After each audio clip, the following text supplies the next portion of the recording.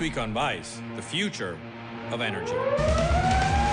Energy by far is the biggest problem we face. If human beings are going to sustain our civilization long into the future, we have to cut our addiction to fossil fuels. It's a given. How fast can this go? Well, pretty fast. The end game is to have a future where we can look ahead and say it's going to be good. Fusion is the perfect way to make energy. It is definitely the energy source of the future. You're going to explain how you can build a fusion reactor in your garage. Is this legal?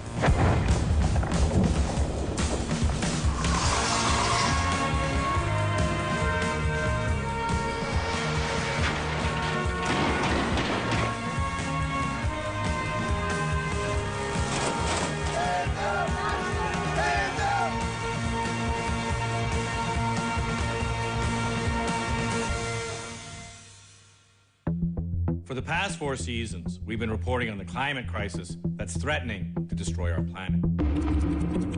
This is about 3 feet of water on my street, Desbrosses, in New York City. Lower Manhattan is completely underwater. There it goes. There it goes. There it goes. Yeah. Whoa. The scientists have now started to realize that Antarctica is melting. This is a holy shit moment. That's not holy shit. It's worse than that. It's worse than holy shit. We're not ready for this. The bad news is that climate change and global warming continue unabated. But the good news is that humanity is finally waking up to this fact and staring the problem in the face. Our nations share a sense of urgency about this challenge and a growing realization that it is within our power to do something about it.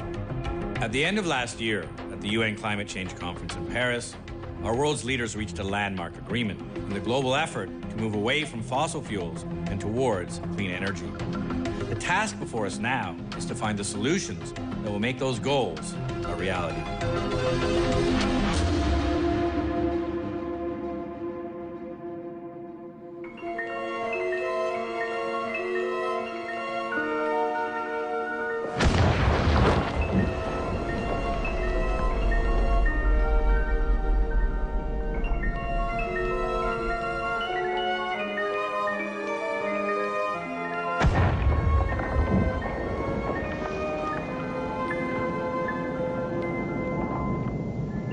There's still one more.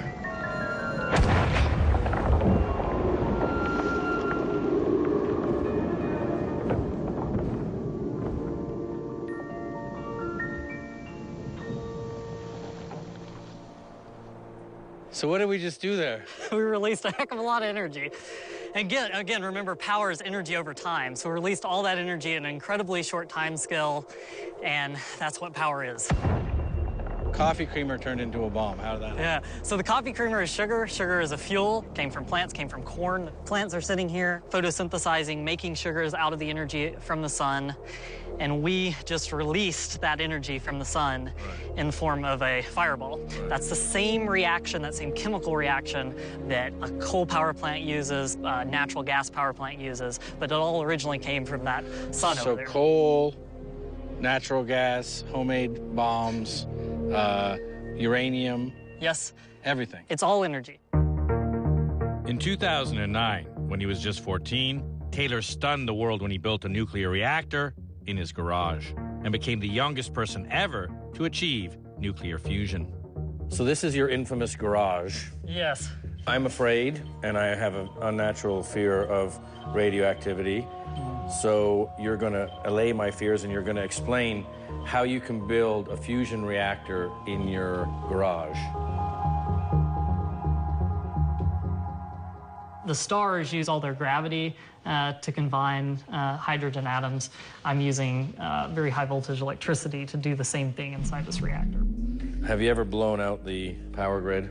Oh yeah, so this lived, this lived at the University of Nevada for a very long time, and that's where I did a lot of experiments. So when you went to the university, how old were you? Yeah, I was 14, yeah. So you're Doogie Howser of the radioactive age. So how hot can this get? I mean, we're talking 400 or 500 million degrees is the temperature of the ions that are fusing. Like the sun or something? Yeah, hotter than the sun, yeah. So this can go hotter than the sun? The ions that are fusing inside this, yes.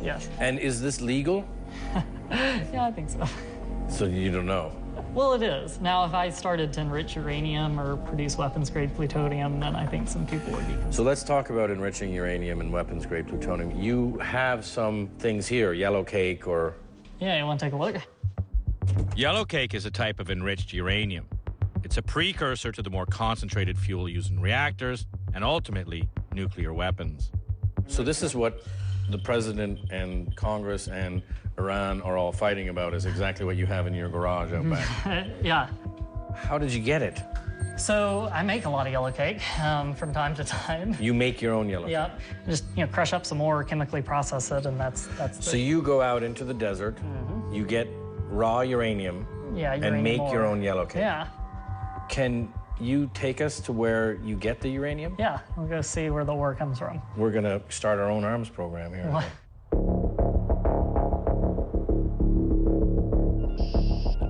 This is a deposit of thorium and rare earths. So this is a rare earth mineral. Yeah. And up in the hills, there's mines and old deposits of uranium. They originated in some far-off galactic cataclysm, and they were deposited onto Earth. So uranium is energy from stars that have landed on the Earth. Yes. Yes.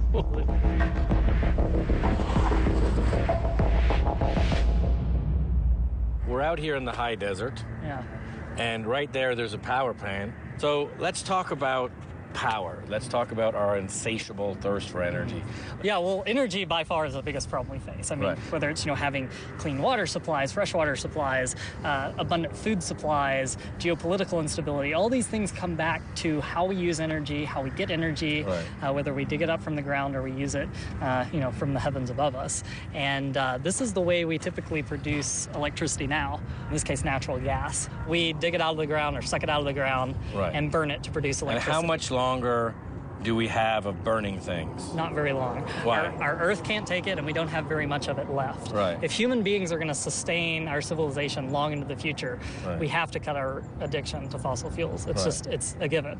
And how do we do that? Well, all this can be done by using a combination of technologies like renewable, grid storage, and nuclear power. Now, to better understand the energy landscape as it stands today, we met with Nobel Prize winner and former Secretary of Energy, Professor Stephen Chu. The incumbent way we make electricity is still dominated by fossil fuel. And it's transitioning from coal, which 2 decades ago was the dominant source of electricity, to some mixture of natural gas and coal. Coal is about twice as bad as natural gas for carbon emissions per unit of electricity. We're swimming in natural gas, but you also have to remember that it is a transition fuel. We still have to wean ourselves away from fossil fuel for climate change reasons. The good news is, in the United States, we happen to be blessed with amazing renewable resources. We could, by 2 or 3 decades from now, easily be 50% renewables. Now, one of the people pushing forward with alternative energy is Elon Musk, an entrepreneur who's leading the charge in solar energy and energy storage, and as CEO of Tesla Motors, makes the most popular all-electric car in America. Hey, buddy. How are you? Good to see you. Good to see you. How fast can this go? Well, pretty fast. It's 0 to 60 at 3.2 seconds. Making electric cars cool is step one. Yeah, exactly. If you had a car that was long range, but it didn't look good, and it wasn't fun, and it didn't handle properly, and it didn't have great electronics and all these important attributes that people value, we had to change the perception of an electric car. We wanted an electric car to be something that was sort of fun and sexy, not something that was kind of dull and boring like a golf cart. So you're known as a very smart guy. You're known as an inventor, industrialist, capitalist. How did you get there? When I was a teenager and going through college, I thought about what are the important things that we have to solve as a species in order for the future to be good. And sustainable energy was one of those things, obviously. At the time, I was thinking of it more from the standpoint of we'll run out of oil to dig out of the ground, and if we don't find a replacement, then the civilization would collapse. The end game is to have a sustainable energy future, a future where we can look ahead and say it's going to be good. Now, a key ingredient to Tesla's success in the car market is their cutting-edge battery technology. And the company is using this technology to solve one of sustainable energy's biggest problems, the actual storage of the energy once it's been harvested. This is a product we call the Tesla Powerwall. It's designed to work very well with solar systems right out of the box. You can actually go, if you want, completely off-grid. You can take your solar panels, charge the battery packs, and that's all you use. Now, Powerwall batteries are already being installed in homes across the U.S. And stacked together, these batteries have the potential to replace power plants and eventually take entire countries off the grid. You need about 2 billion of those to solve global energy from a storage standpoint, which is a lot, but it's roughly comparable to the number of cars and trucks on the road. You open sourced your technology, a lot of your patents, a lot of your technology. All of our patents. All of your patents. Yes. Yeah. Why? If the future is bad, because we're generating too much CO2 and not transitioning to sustainable energy, then I'm part of that future. Yeah. Why would you want to be last man alive on a sinking ship? Right. And Musk isn't just pioneering how renewable energy is stored. He's also helping to change how it's generated. He and his cousins founded Solar City, a leading manufacturer of solar panels. What happened in the last 5 years with solar power? I mean, it's just sort of grown leaps and bounds, and where did it come from? Well, really what's happened with solar power is actually relatively steady advances, where things have gotten better by 5 to 10% a year, but you add that up over a decade or a decade and a half and it becomes very significant.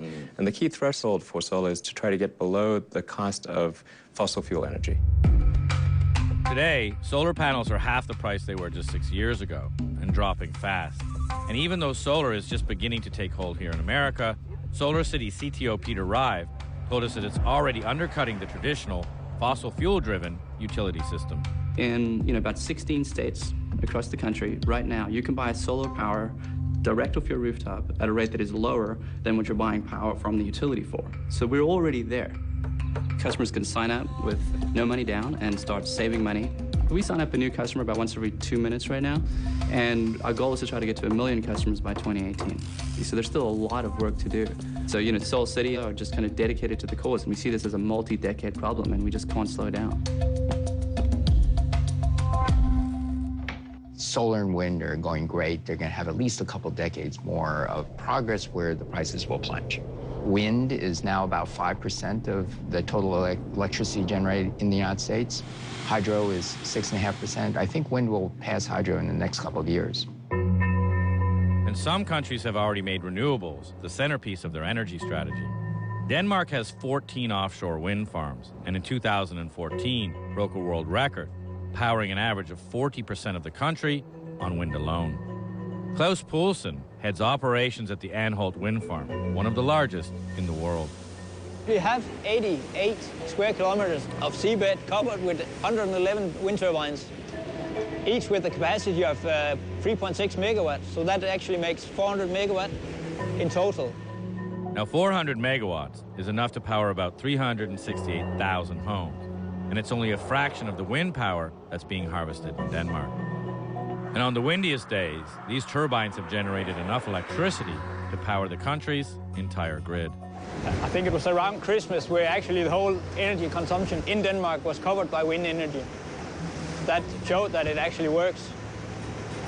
Now this business is so mature that you can start to compare it with fossil fuels and so on, but you don't see any black smoke or anything. It's just beautiful green energy.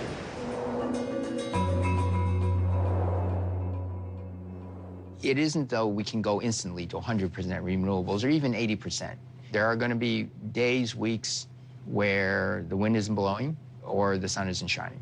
We will still need backup power. And so right now, almost 20% of our electricity is generated by nuclear. Our fleet of nuclear power plants, most of them built in the 60s and 70s. Unless we replace them, they will disappear. Nuclear power is the largest single source of carbon-free electricity today, and there are two ways to produce it. The current method of harvesting energy is through nuclear fission, which involves splitting atoms apart. Now, this type of reaction not only fuels conventional nuclear power plants, but also is what powered our early atomic weapons. But the downside of fission is that the fuel is highly radioactive and the reaction can be hard to control, as we have seen just recently in 2011 at the Fukushima nuclear power plant in Japan. How does nuclear energy enter into that debate on the environmental side? Because there have been environmental problems, Yes. 3 Mile Island, Chernobyl. I looked at fission as a technology, as something we came up with in the 1950s to produce electricity on the grid, and how can we fundamentally reinvent that, right? So how do you do that? You design a reactor that are these sealed, compact, modular units that produces power from fission, from the splitting of uranium, whether it's decommissioned weapons, spent nuclear fuel, a variety of solutions. All this stuff we don't know what to do with. All this stuff we don't know what to do You with. take it. And produce electricity from it. In the United States alone, there are around 67,000 metric tons of spent nuclear fuel from power plants and 3 billion metric tons of uranium waste, which is extremely difficult to dispose of safely. What are we doing with all the pits of those nuclear weapons? Well, we're securing them, and it would be great if we could burn them, eat them up, and this reactor loves the stuff. So it's a molten salt reactor. One of the things when I set out to design a power reactor was it had to be passively and intrinsically safe. But in the event of an accident, you can actually just drain the core and the reaction stops. These reactors run for 30 years without refueling. How big is it? Very small. I mean, you're talking for a few tens of megawatts, something that's no bigger than 3 meters in diameter for the reactor module. So 3 meters, so this big around circle can have a reactor that can power tens of 100,000 thousands of homes. Now, these small modular reactors are not only safe and compact, but they actually eat up the radioactive waste from weapons and old reactors. And they leave behind only a tiny fraction of the new waste created by today's plants. And all of these factors would make them easy to deploy to power communities around the country. In 5 years, we could have a prototype, a proof of concept of that reactor that we could go and manufacture. And that's what we need to make a difference. That's what this technology represents. For me, my holy grail is nuclear fusion. Fusion is the nuclear reaction that has powered our sun for billions of years. The fuel is virtually limitless and produces no carbon or toxic waste. With a fusion nuclear reaction, energy is actually created during a high-speed collision of atoms combining. The Lawrence Livermore National Laboratory in California is the premier fusion facility in the United States. Fusion is where we're going to. Fusion is the energy source we need if we're going to exist thousands of years as a society in the future. We're looking at making a star or a sun in a very contained way here on Earth. Now, isn't that dangerous? It's actually not dangerous. It only happens for a brief split second. There's no chain reaction, and so there's no runaway, there's no meltdown, nothing like that. The problem is it's really hard to do, and that's why we've built this facility, the largest laser facility ever built. To find out exactly how humans are actually making miniature stars on Earth, we talked to Mark Herman, the director of the facility. So this is literally the future, so much so that they actually shot Star Trek here because it's the most advanced facility of its kind in the world. So they're saying, well, it'll look something like this going forward. Maybe you could explain to us where we are and what we're actually seeing. Sure. So we're in the world's largest laser. The laser bay itself is actually the size of 3 football fields. And we use all that space to concentrate the energy to heat up this tiny target to the conditions found in nuclear weapons and in order to try and achieve fusion. So this whole facility is all about getting that energy in the right place with the right intensity to squeeze on that fusion capsule and implode it into fusion conditions.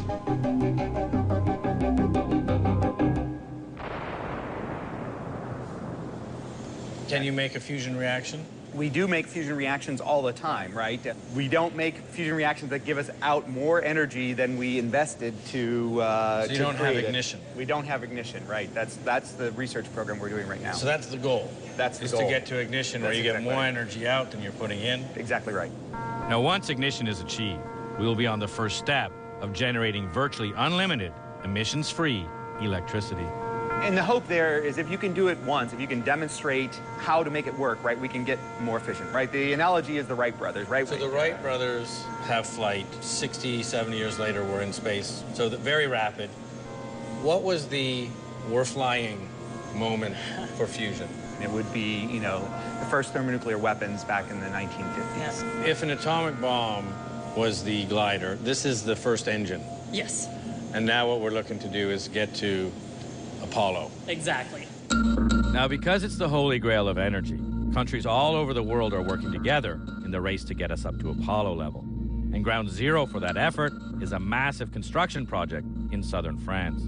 So we're here in Provence, the south of France, and that massive project over there is called ITER, which is going to be the largest and most expensive science project ever made.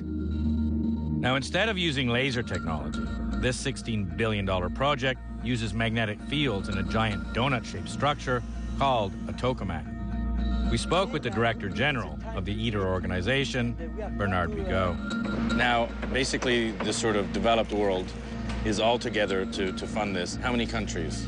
There is 7 ITER members: Japan, Korea, China, India, Russia, Europe, and the United States. And so this is the future of energy right here? Yes. We're standing in the future of energy? Yes. This technology is maybe the only one that could provide safe, massive power. When's it ready to go? It will take maybe 10 years from now, okay, to be ready to start experiment.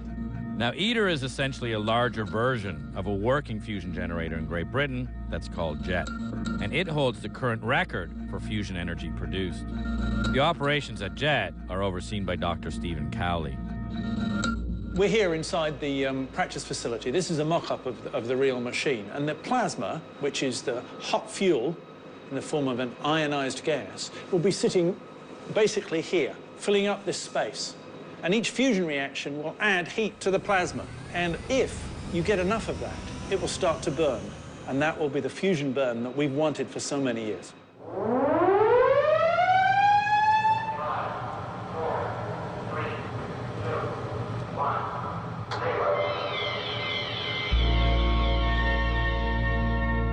Right here, you can see the exhaust system of the plasma here, and touching at the top here. The plasma is right inside here. There's going to be a day that you're sitting in the control room and the plasma, the fusion fuel inside the magnetic cage, begins to burn. It begins to do so much fusion that it sustains itself. Essentially no energy going in, half a gigawatt coming out. That moment will be one of the great historic moments of science, ever. Fusion is the perfect way to make energy. It's clean, it's safe, it doesn't produce CO2. It is definitely the energy source of the future. The world is firmly committed to a low-carbon future, and that has the potential to unleash investment and innovation in clean energy at a scale we have never seen before. So I believe this moment can be a turning point for the world. Eventually, we are going to have to move to sustainable energy. The question is really, between now and then, how much carbon do we put in the environment? How much damage will we do in the meantime? Exactly. This is the time we start acting and start really pushing, really saying this is an issue, it's got to be solved. Fundamentally, we can take all the uses of energy today and do them without using fossil fuels. Whether it's development of renewables, the development of storage, development of fusion, it's potentially a big crisis, but it's also potentially a big opportunity for change. Now, what we learned in making this documentary is that humanity already has the technology to make clean and virtually limitless energy. And with enough effort, we can actually meet the goals that are laid out in the Paris Agreement.